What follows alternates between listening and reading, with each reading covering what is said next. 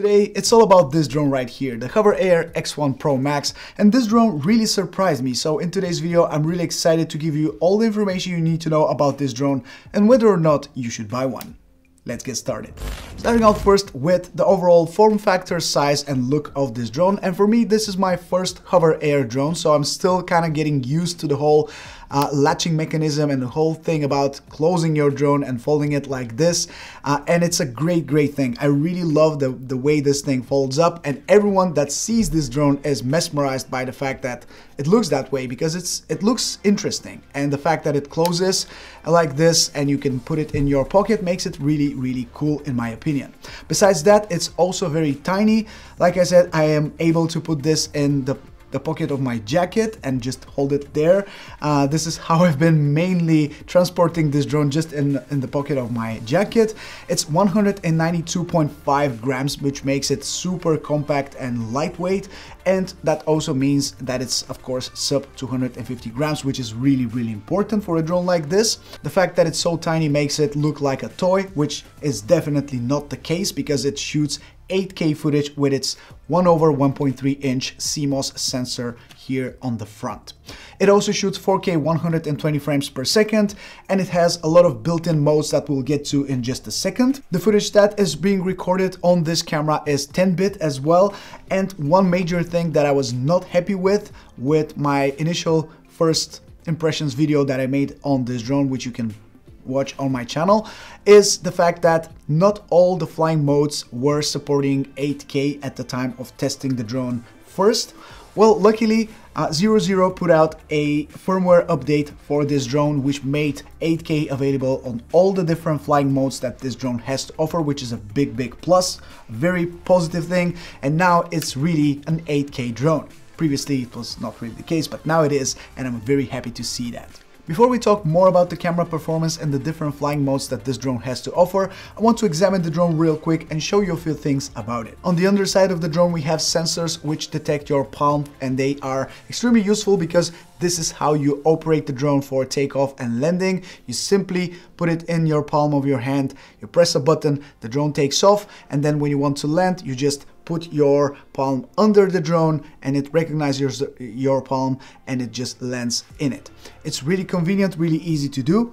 On the front we have a little display that shows you the current mode that you're in, and you have a joystick, or should I say just a button that helps you navigate through different flying modes, and then you have a button that you can use to turn on and turn off the drone and also to confirm your flying mode. On the back we have another sensor that is being used to detect obstacles while tracking you from the front, so the drone can actually fly backwards and detect these obstacles from the back camera, which is really convenient as well. Besides that, all the props are protected by this cage mechanism that makes it perfectly fine and safe for you to catch this drone whichever way you want. You can catch it from the underside, you can catch it like this, and they're not going to cut your fingers. That makes it super safe and convenient to use even around people, which you will see very soon in the upcoming minutes from this video. The battery sits here on top and gives you a maximum flight time of up to 16 minutes with each battery.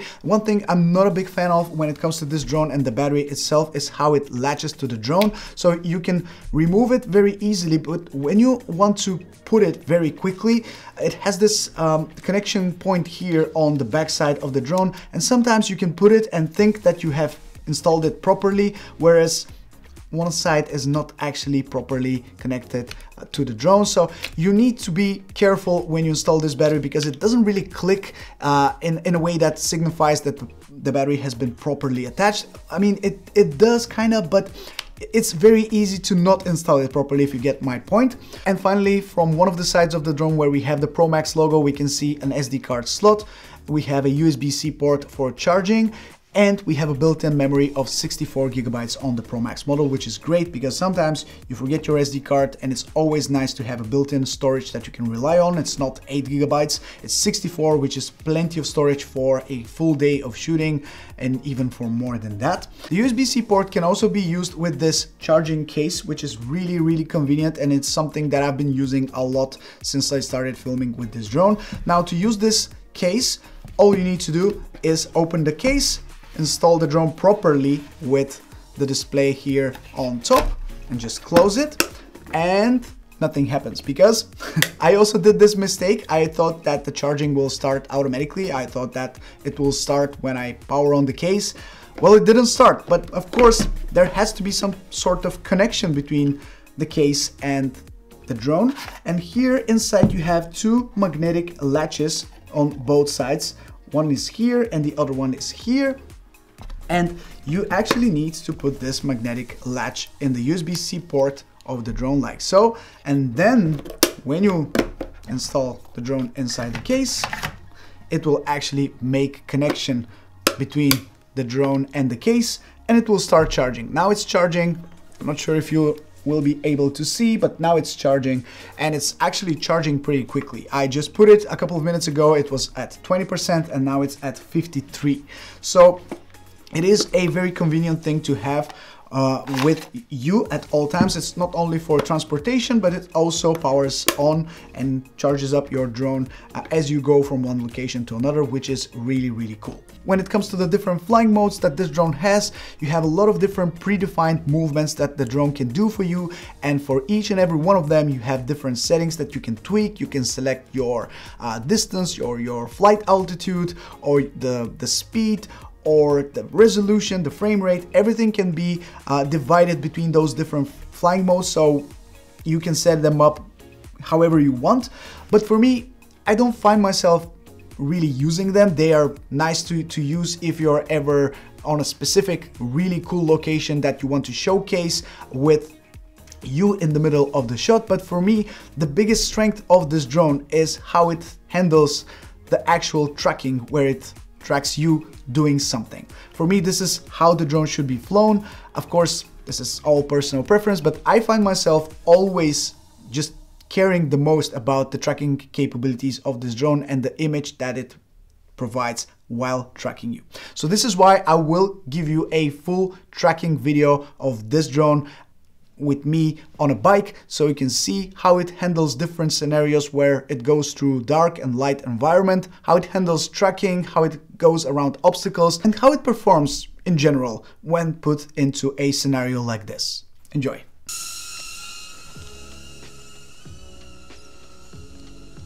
So far so good. I can see myself on the beacon, and I definitely hear the drone behind me, which is a good sign. If I stop hearing it, then we have a problem. So let's turn right here.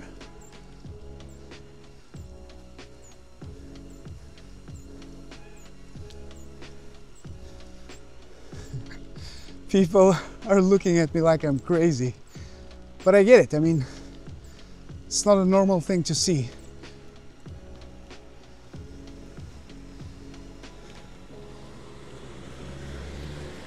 Let's continue here.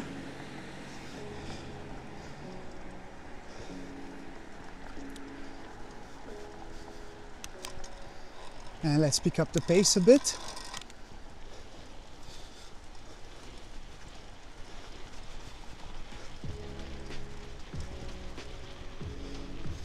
It's still fine. I think it's falling behind just a little bit, not really sure.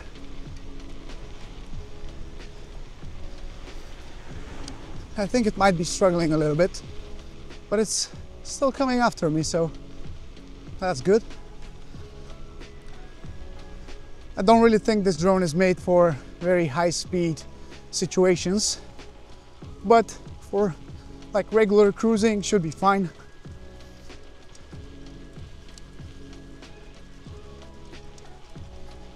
So far there haven't been any obstacles on the way of the drone, so far it has been really easy for it. Let's pass through here. We're not paying for anything today. I can still hear it, so that's fine. Here we have a bit more people, so I need to be careful, and again we are using areas where we have a lot of bright sun and also dark shadows.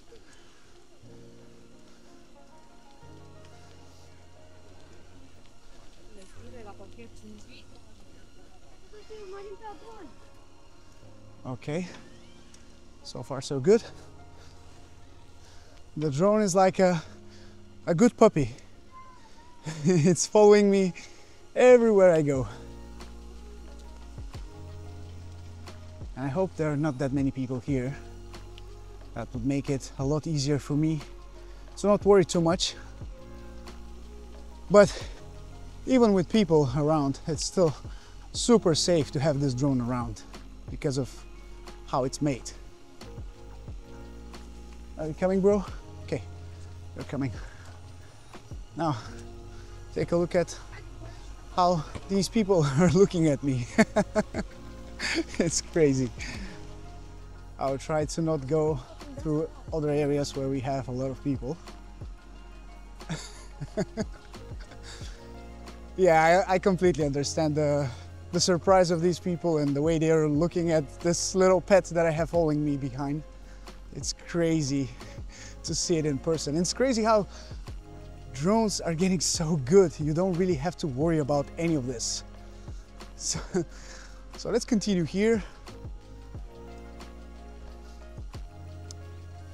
And maybe I'll go through the parking area actually, because I don't want to meet that many people, just out of respect for everyone. I'm not sure about these signs on the road, whether it will be easy for your drone to spot them, but so far it seems like it's spotting them just fine. Let's cross through here.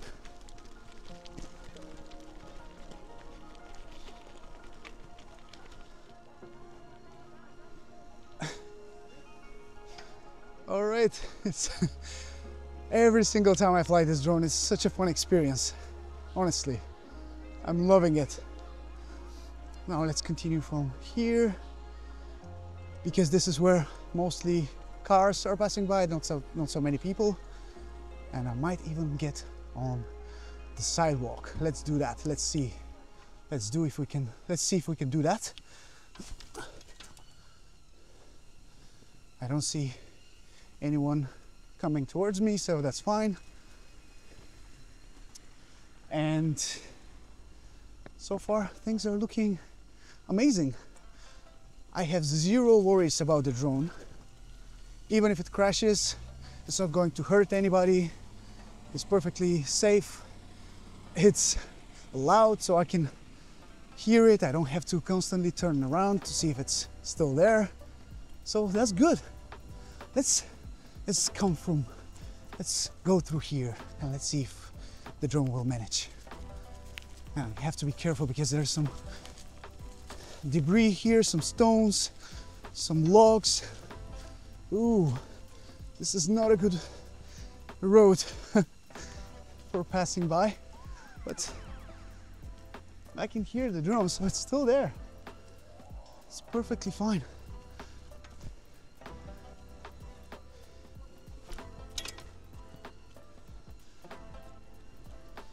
And here we go. Let's go. Let's go, my little bro.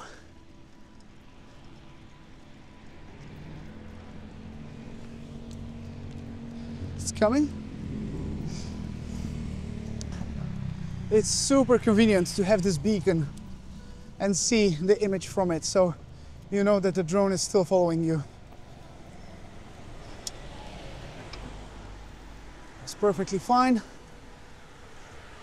I don't want to keep riding here where we have a little bit more high-speed moving vehicles, so let's just move here.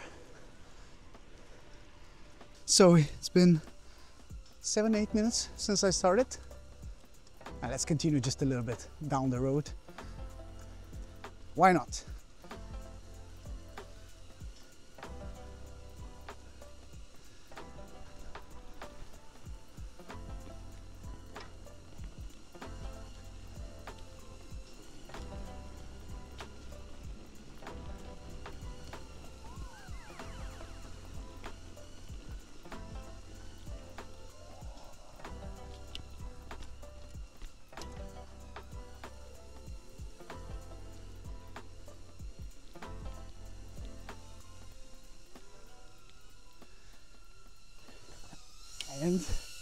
here we go.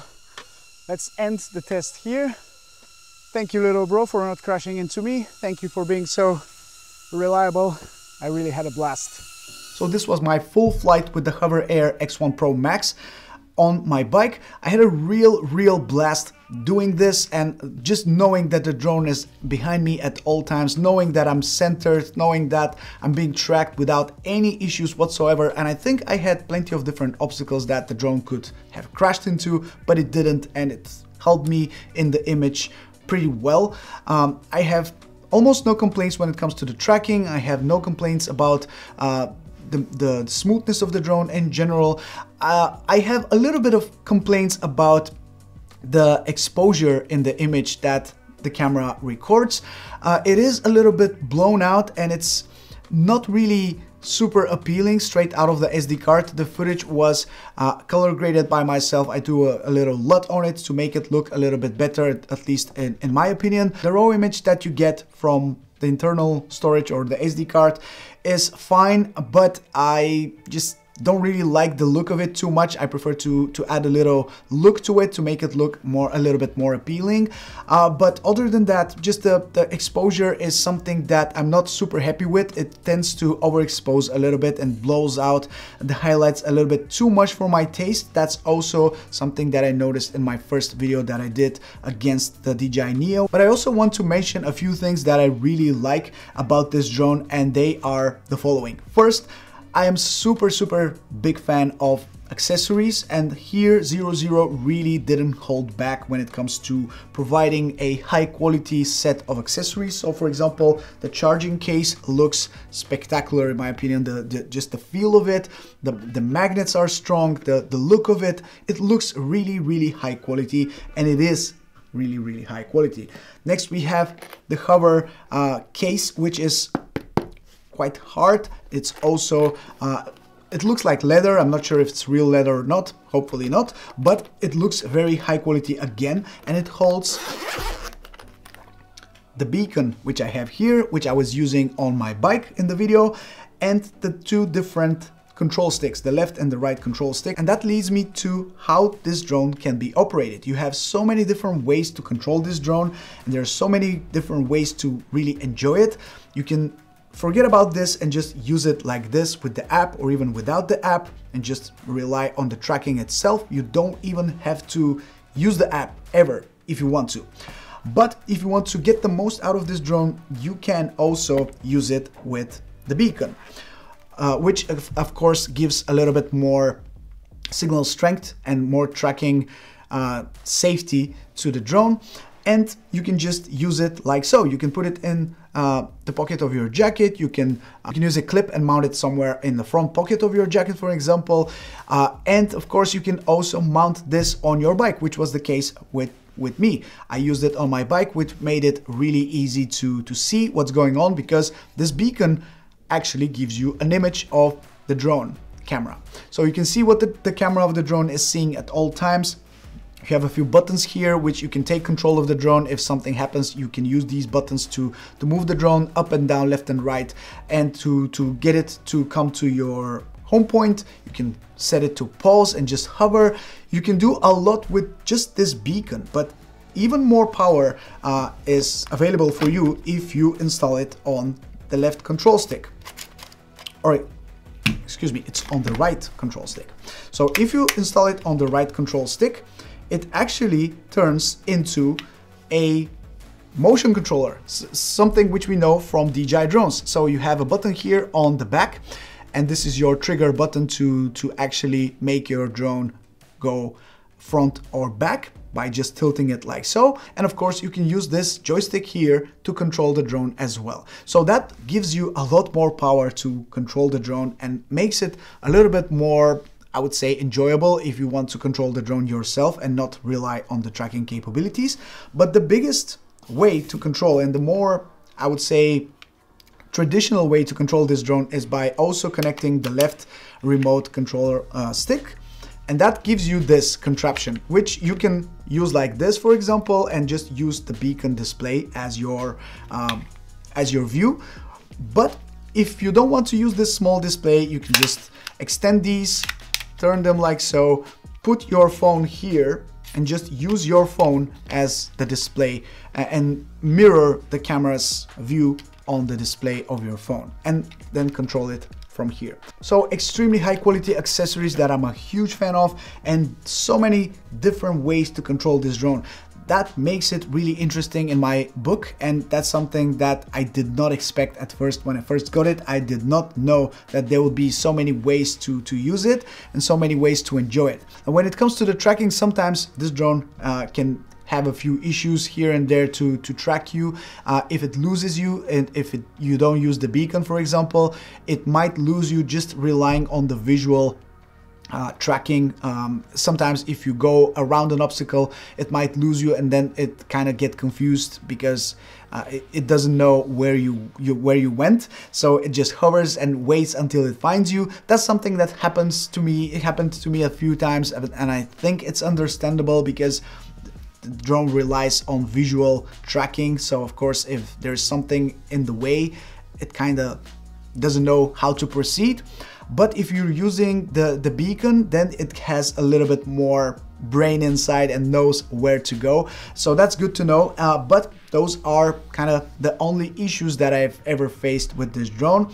The battery life is very consistently around 13 minutes for me, something like that. Really depends on how you use it, but for the most part, ever since I started flying this drone, it has been around 13-14 minutes of flight time with each battery, which is great. And if you really want to get the most out of this drone, you also have a set of ND filters which you can put on top of the camera. You can install them, you can enable ND filter optimization inside the app, because it needs to know that you're using ND filters, which is a little bit of a bummer, but I get it because it's using a lot of, you know, automatic camera features, a lot of AI features to kind of create that final look of your image. So it needs to know if you're using ND filters. My final impressions of the HoverAir X1 Pro Max is that it's a great drone. It's a ton of fun to fly.